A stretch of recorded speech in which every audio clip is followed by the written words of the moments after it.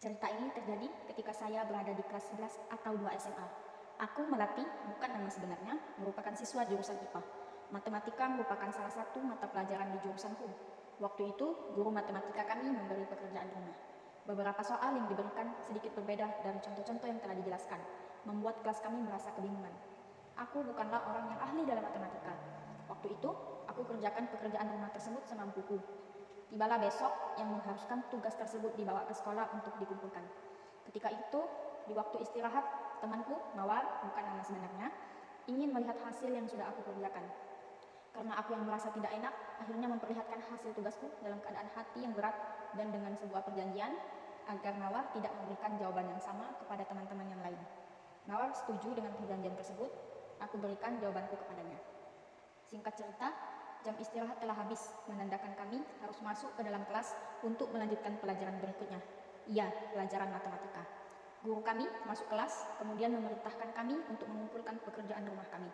Satu persatu dari kami bergantian mengumpulkan tugas kami di atas meja beliau.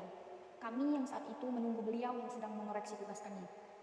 Setelah beberapa saat dan beberapa tugas selesai dikoreksi, guru kami berdiri seraya berkata, "Sudah saya koreksi dan saya dapati hampir semua jawaban sama. Dan tidak semua jawaban benar. Siapa yang menjadi pusat dari jawaban ini?" Gemetar bukan main. Begitu yang aku rasakan ketika itu. Aku marah dan hanya bergumam dalam hati. Mawar sudah mengingkari perjanjian ini. Aku menatap Mawar dengan penuh. Tapi Mawar seolah tidak membuat kesalahan. Mawar benar-benar mengingkari janjinya. Dia telah menyebarkan jawaban ini hampir ke seluruh teman-teman kelas kami.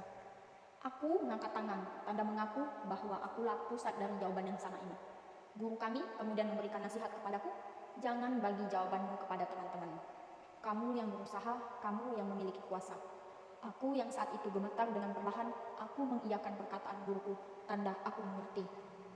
Kemudian, setelah pelajaran berakhir, kami bersiap untuk pulang. Setelah keluar kelas, aku segera berjalan menuju tempat parkir. Hari ini, aku meninggalkan kelas dengan rasa kecewa. Aku tidak dendam sebenarnya kepada Mawar. Hanya saja aku cukup kecewa karena dia telah mengingkari janji tersebut.